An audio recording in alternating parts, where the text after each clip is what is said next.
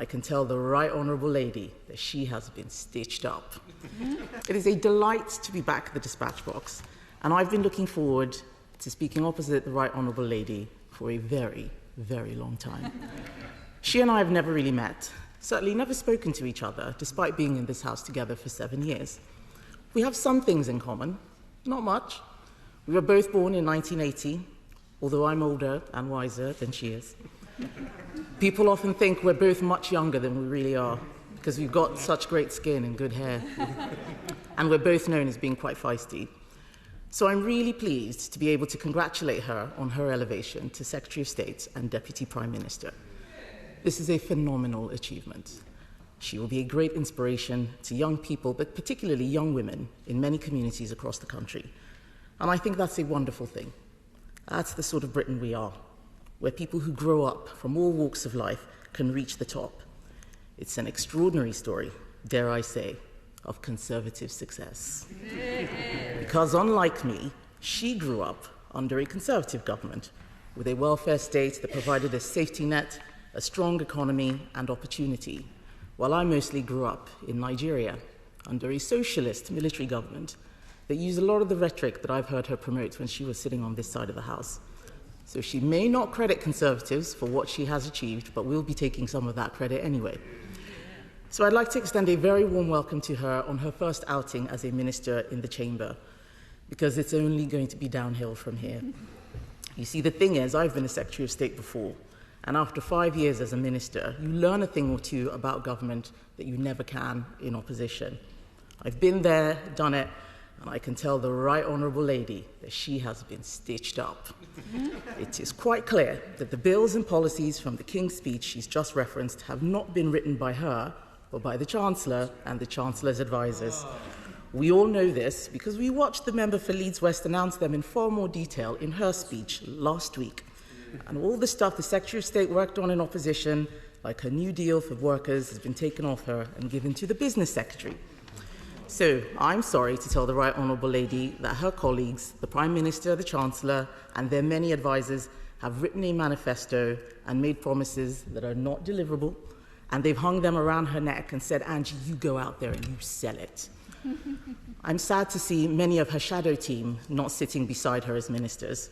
They worked for free, grinding in opposition for years, only to watch the children of the chosen ones get the ministerial cars and salaries before their maiden speeches are written.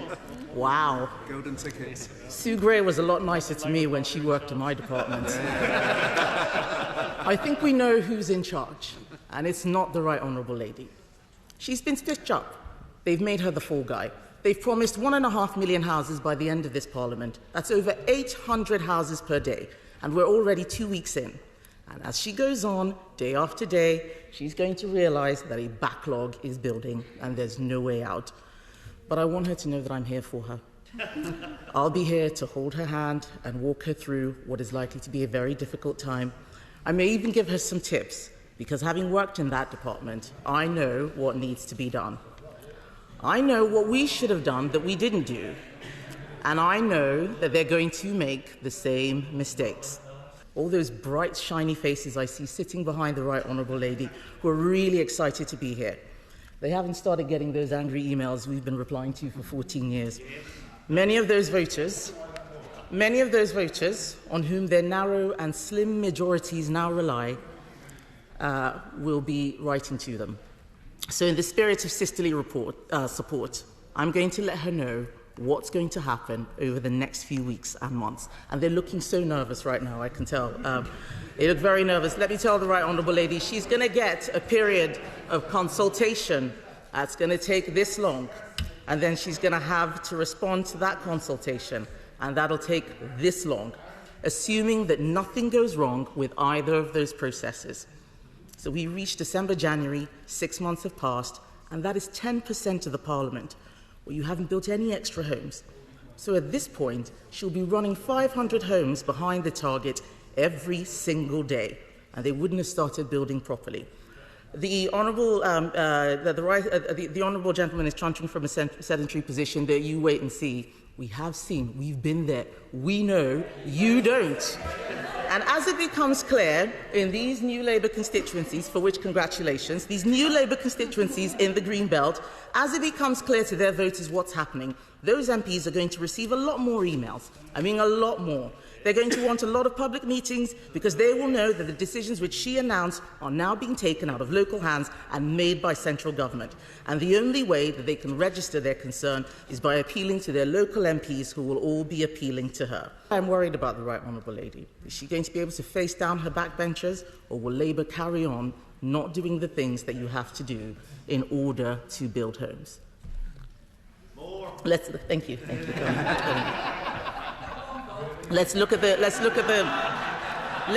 Labour record. In the year to June 2009, she talks about what happened at the last World War.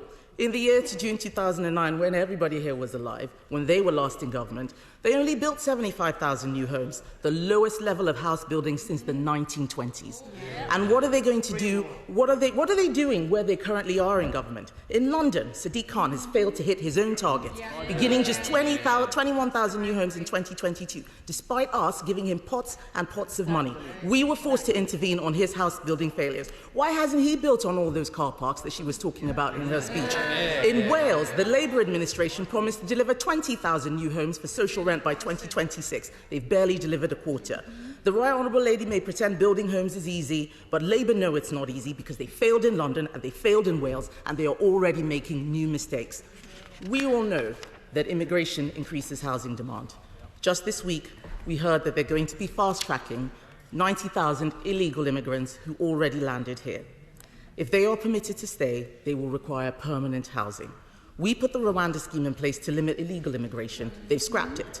So with no plans whatsoever to tackle the problem, has she got 90,000 homes ready for the people her Home Secretary is going to be fast-tracking through? If not, she's already 90,000 homes down on the target the Prime Minister has set for her.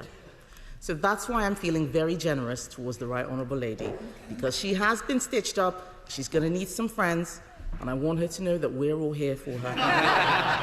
Some people think opposition is about